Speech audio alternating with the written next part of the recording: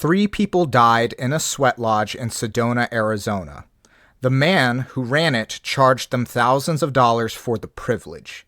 He had no traditional training, no lineage, no relationship to the practice he was selling. He packed over 50 people into a structure meant to hold a fraction of that, and he kept them there until their organs failed. His name was James Arthur Ray. He was convicted of negligent homicide, and he called what he was doing spiritual transformation. This is not the fringe of the wellness industry. This is the logical endpoint of it. Today we're talking about one of the most sophisticated mechanisms of cultural theft ever identified, and why it's hiding in plain sight inside your favorite yoga studio, your Target Halloween aisle, and every ancient Mayan wisdom workshop being sold by someone who has never set foot in an indigenous community. This is called the pizza effect, and once you see it, you cannot unsee it. Here's how the mechanism works. A cultural practice gets extracted from its original community. It gets filtered through Western, usually white sensibilities, simplified, sanitized, repackaged for mass consumption and profit. Then it gets exported back to the originating community in its bastardized form, often with more prestige than the original ever had. The community ends up learning about their own traditions through the colonizer's vision of them. This is not cultural appreciation. This is a feedback loop of erasure, and it has been running on Mesoamerican, South Asian, Native traditions, and all kinds of minority traditions for decades, with the full cooperation of the wellness industry, the publishing industry, the corporate retail industry, and the self-help industrial complex. We're going to go case by case today. We're going to name names today. And we're going to talk about what actual respectful engagement looks like, because that conversation is only possible once we're honest about what is happening here. I am Solomon Pakal. I am a Kachikal Maya descendant. I am an occult practitioner and researcher of over 20 years, and this is the Mystery Codex, and into the mysteries we go.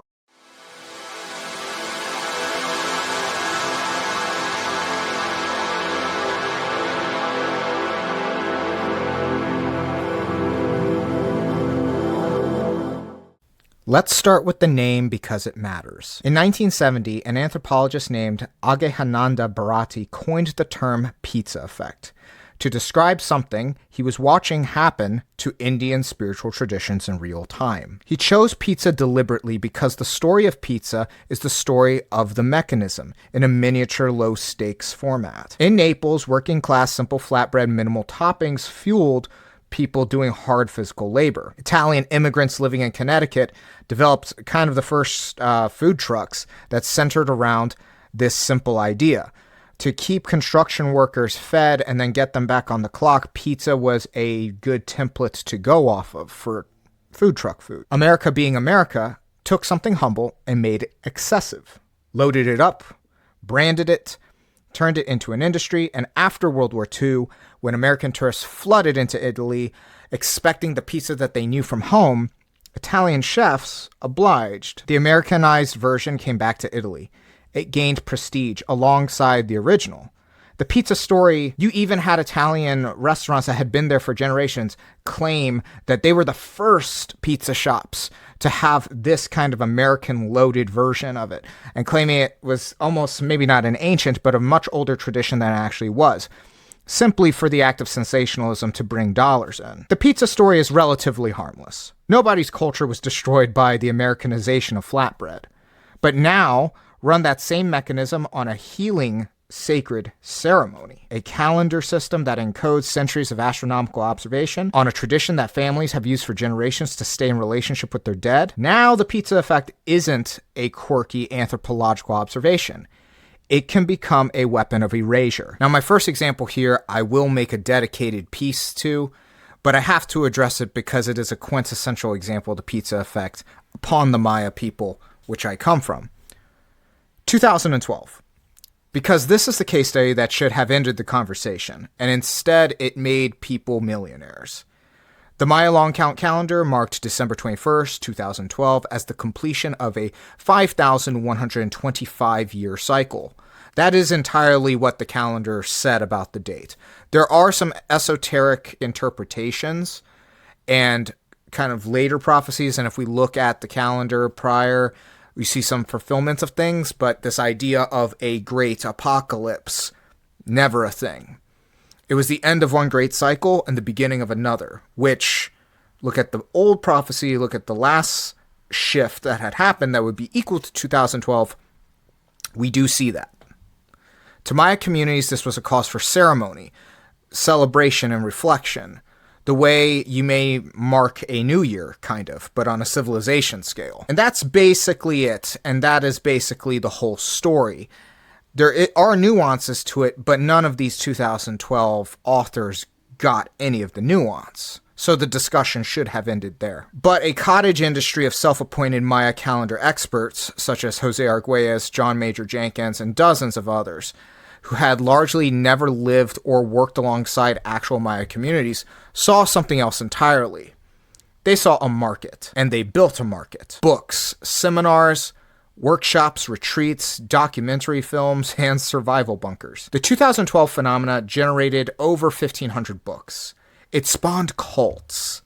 It merged Maya astronomical knowledge with alien contact theory, quantum mysticism, and Christian apocalypse prophecy, depending on which huckster you were buying into for that week. Susan Milbreth, who is a curator of Latin American art and archaeology at the Florida Museum of Natural History, stated this plainly, that there is no record or knowledge that the Maya believed the world would end in 2012. Sandra Noble, who is the executive director of the Foundation for the Advancement of Mesoamerican Studies, called it what it was, a complete fabrication, and a chance for a lot of people to cash in. Here's the part that should stop you cold. Researcher Robert Sittler documented that the 2012 phenomena was largely unknown among contemporary Maya community, people whose ancestors built the calendar, whose daykeepers had been maintaining the count of days without interruption through 5 centuries of colonization, were not consulted, at least not in the main interpretation that was pushed to media outlets. Western interpretations declared themselves the authorities. They filtered Maya cosmology through New Age spirituality and even Christian spirituality. They sold it to the world, and then Maya communities had to contend with outsiders arriving in their villages expecting them to conform to invented traditions. The pizza effect, fully operational. The bastardized version gaining more global prestige than the living tradition it was extracted from. If you want to support my work, please consider becoming a paid subscriber on my Substack, The Mystery Codex. Paid subscribers not only support my efforts in bringing the absolute best occult content to the various platforms, paid subscribers get access to the Practical Magic Vault, a collection of 4 full-length courses on general magic and manifestation, love magic, wealth magic, and spirit magic. These are not your run-of-the-mill Wikipedia or TikTok curated videos. I give you a process behind the methods informed by my over 20 years of experience in theory and practice, along with case studies to show you that I know what I'm talking about. On top of that, I release weekly content for paid subscribers only. And it's only $77 for the entire year. If you're ready to stop doom scrolling magic DIYs on social media and ready to start making meaningful change with magic and manifestation, unlock the Practical Magic Vault today. Now let's talk about the Temazcal. The Temazcal, from the Nahuatl Temazcali, meaning house of heat, has been used in Mesoamerican cultures for at least 700 years, but probably going far back more. It is not a sauna. It is not a spa treatment. It is a sacred purification ceremony, a healing practice, a site of birth and rebirth. The structure represents the womb of the earth. Entering it means returning to the source. What happens inside is medicine. Physical, spiritual, communal medicine, passed down through lineages by practitioners who spent years learning not just the technique, but the relationship. You go to the Four Seasons in Los Cabos today, you can book a Temazcal experience as part of your wellness package. The commodification of the Temazcal is now so normalized that luxury resorts across Mexico offer it as a selling point, frequently led by facilitators with little to no traditional training. Ceremonies modified for tourist comfort, the communal and sacred nature of the practice stripped away in favor of a premium individual experience you can post about later on socials. And this is where I really need you to understand that the stakes are not abstract. It's not just social justice warrior jargon that I'm throwing around about cultural appropriation and how we need to return some credits to the colored people. In 2009, James Arthur Ray, the man I told you about at the top of the video, held a spiritual warrior retreat in Sedona, Arizona. He charged participants tens of thousands of dollars. The retreat culminated in a sweat lodge ceremony. Ray had no traditional training. He packed over 50 people into a lodge and kept them there for hours. 3 people died from heat stroke and organ failure. Others were hospitalized. Ray was convicted of negligent homicide. This was not a freak accident. This was the inevitable result of divorcing a sacred practice from the cultural matrix that makes it safe. Because if you're trying to commodify it and trying to make as much profit as humanly possible, you do not have a relationship with the stakes and the sanctity of the practice. There is no inherent responsibility. Your responsibility is not towards the practice, it is to the profit margins.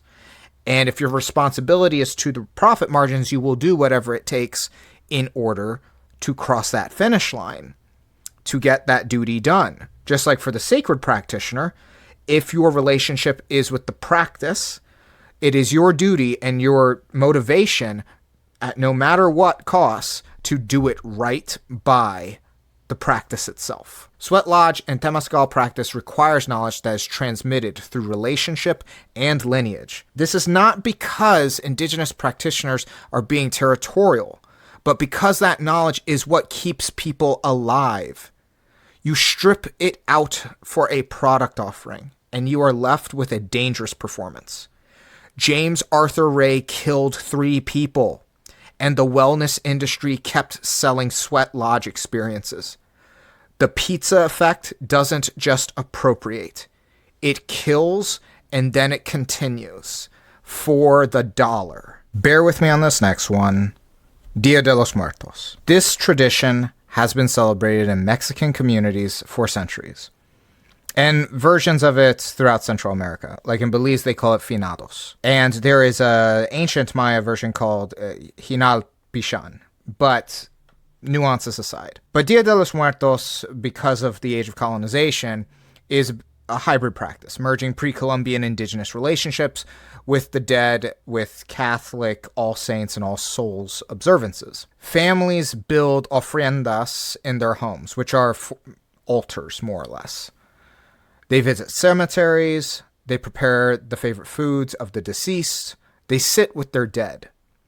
It is intimate, familial, odd as far as Western culture goes, and sacred in a way that is inseparable from specific community relationships and intergenerational transmission. Then, capitalistic America discovered it. In 2013, Disney attempted to trademark the phrase Dia de los Muertos. Yes, they attempted to actually trademark Dia de los Muertos as a term, meaning that anybody that would use it in any kind of celebratory fashion or seasonal fashion would have to pay some kind of royalty. They tried to do this for what would eventually become the film Coco. Disney eventually backed down only after massive public backlash, but the attempt itself tells you everything you need to know about how corporations understand the relationship between cultural heritage and intellectual property.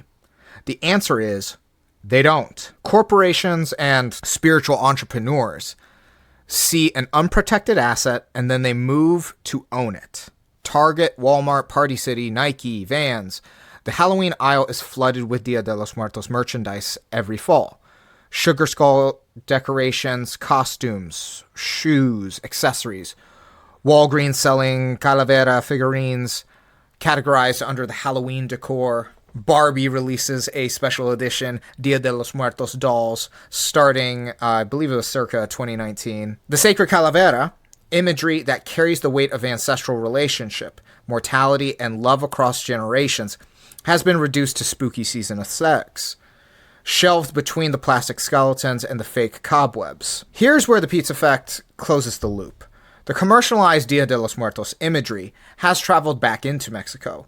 Younger generations are increasingly encountering their own tradition through Disney films and American corporate aesthetics rather than through family transmission. Because, really, through family transmission under the guise of the Catholic Church, it was very hush-hush to the point where a lot of families lost it.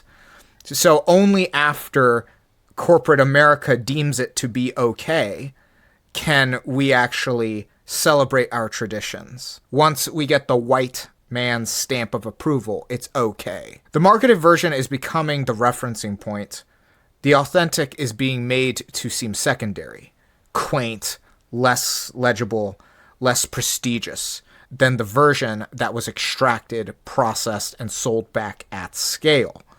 Capitalism 101. This is what the feedback loop looks like when it completes. I don't want this part to seem like I'm ragging on capitalism, but it's just very evident we're in late stage capitalism to where everybody, including human life, is becoming a commodity for an elite oligarchy that has all the money. I also want to specify that some of the transmissions of many of these practices, they have their pros and cons. There's a lot more cons than there are pros if we look close enough and we just admit it to ourselves, but there are some pros as well. The commercialization of Dia de los Muertos has opened up more tolerant views and educated people on culture that otherwise would not have been educated at scale. But we can do better is all that I am suggesting. If you want a personalized tour into the powers of Mayan astrology, book your birth chart reading with me today at MayanMysterySchool. Over the course of our sessions, we will deep dive into your innate spiritual qualities, subconscious instincts, how to maximize your relationships with others, analyze your darkest shadows, and outline a path towards your greatest good, prosperity, and highest quality of life. Here I package it all up for you in a custom 60-page plus ebook, as if it's a personally channeled grimoire made just for you, complete with illustration, information, instruction, and ritual prompts for the next 5 years, all based upon your Maya telluric astrological timing.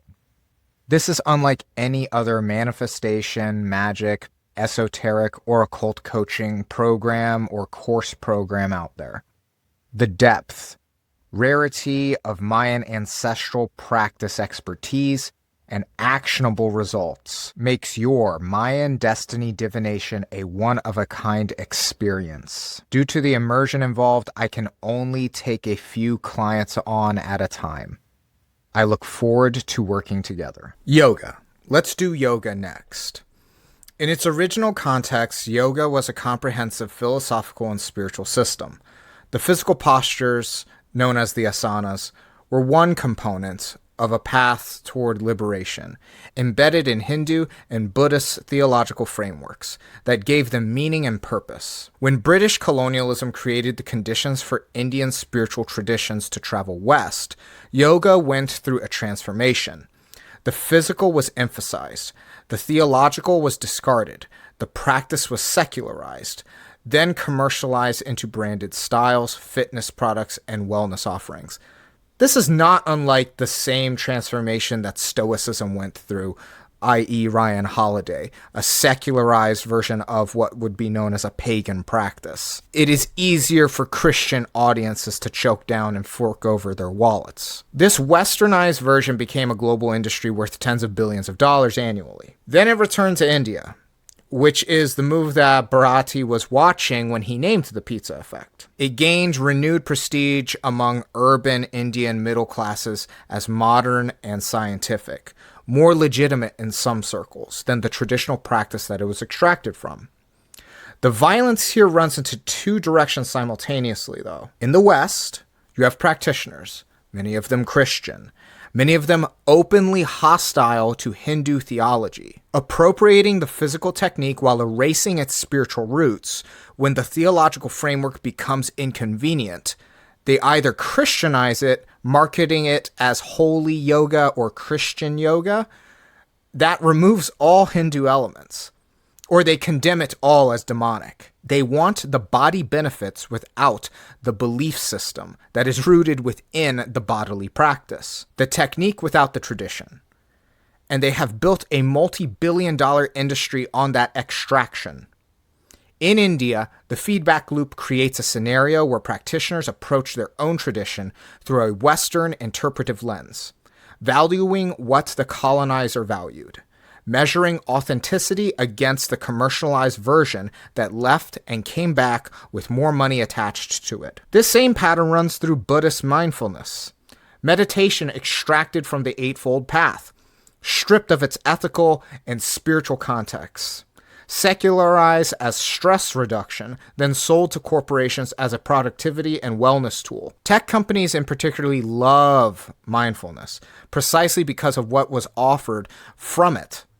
It is spiritually neutered enough to serve capitalism rather than challenge capitalism. The practice that was designed in its original context to cultivate liberation from suffering has been converted into a tool for managing workers through suffering more efficiently. I want to be precise about the harm here, because this is where the conversation usually gets vague, and I don't want to be vague. The first harm is economic. When you purchase a Temazcal experience from a luxury resort, a 2012 Enlightenment workshop, or whatever the next arbitrary date is, right, from a non-Western practitioner, a Dia de los Muertos costume from Target, or a yoga certification from a branded Western studio, the money does not go to the communities whose traditions are being sold. It largely doesn't even go to small businesses. I can make an argument for the yoga certification because of the breadth of physical acumen and its place in the physical fitness community. But largely all this money flows to corporations, to white-owned extractionary kinds of businesses, and to publishing houses that have, quite honestly, unethical practices, to the self-help industry complex. Consumers believe they are engaging with indigenous culture. They are actually enriching the people who extracted it. The second harm is epistemic. The commercialized version creates what scholars call negligent racism, the assumption that Western interpretation is more valid than indigenous voices. When Jose Argüelles becomes the foremost authority on the Maya long count calendar, while living Maya daykeepers are not consulted, that is a hierarchy of knowledge that replicates colonial logic. Who gets to say what a tradition means? The pizza effect consistently answers this question.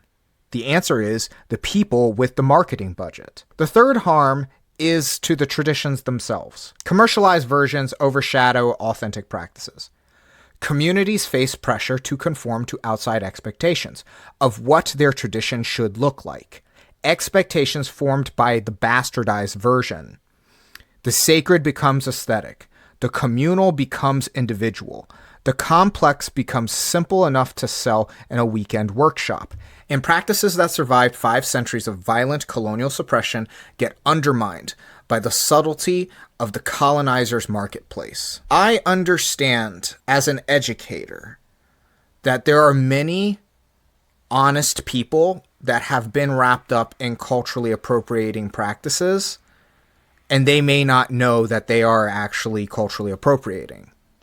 And my beef isn't with them. A lot of cultural appropriation can be solved by just good education and information. I have seen this happen at a lot of the seminars that I have given and online discourses that I've had. I have even been drawn into culturally appropriating practices I just didn't know.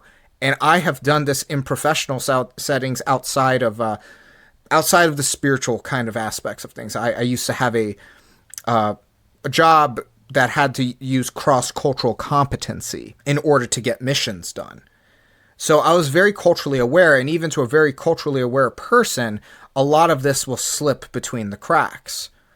So what does actual respectful engagement look like? Because I'm not interested in leaving you with a list of things not to do.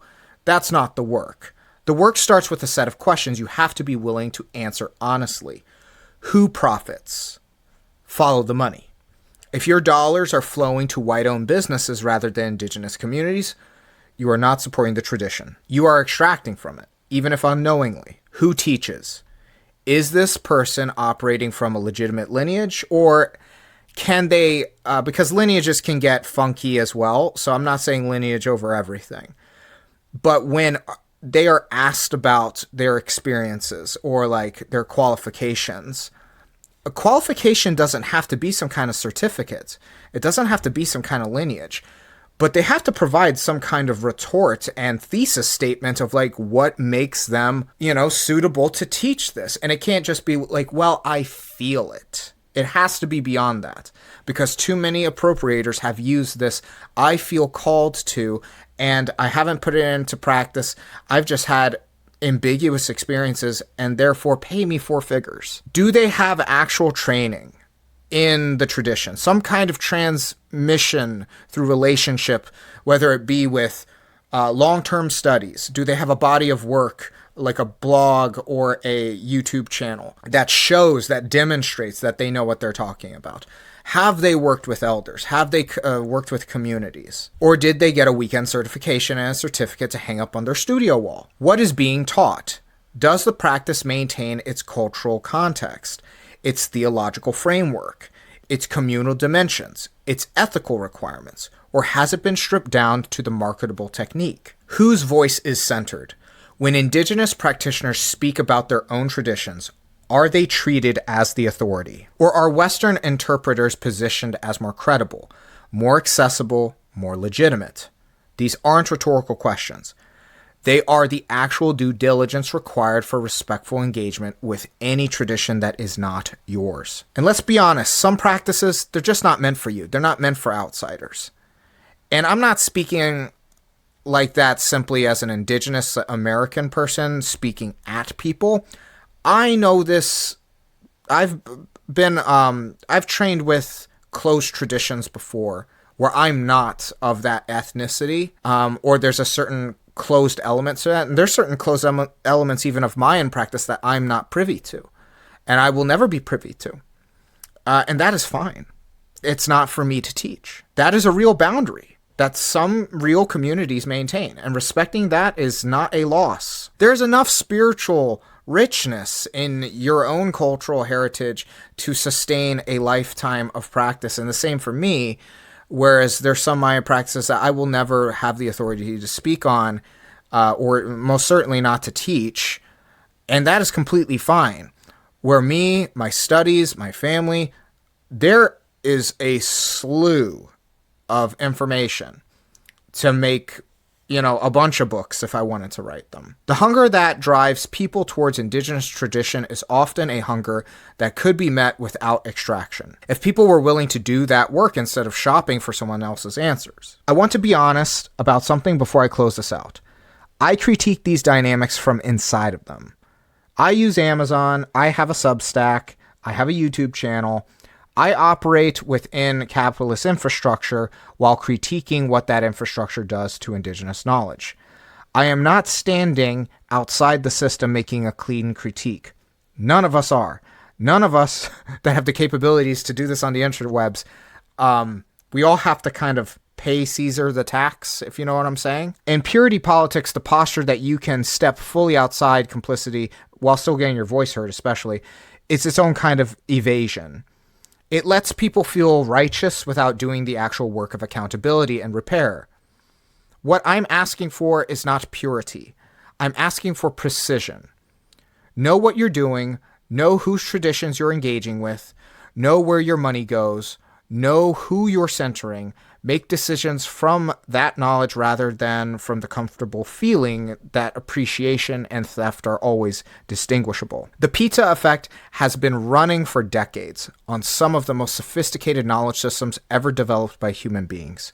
The 2012 fabrication, the commodified Temazcal, the Halloweenified Dia de los Muertos, the neutered mindfulness, the Christianized yoga, each one a case study in how colonization continues after the guns go away. Through commerce, through publishing, through the wellness industry, through the spiritual marketplace itself. You have a choice in how you participate in that system. That is what I am here to tell you. Like, follow, comments, subscribe for more decolonizing spirituality.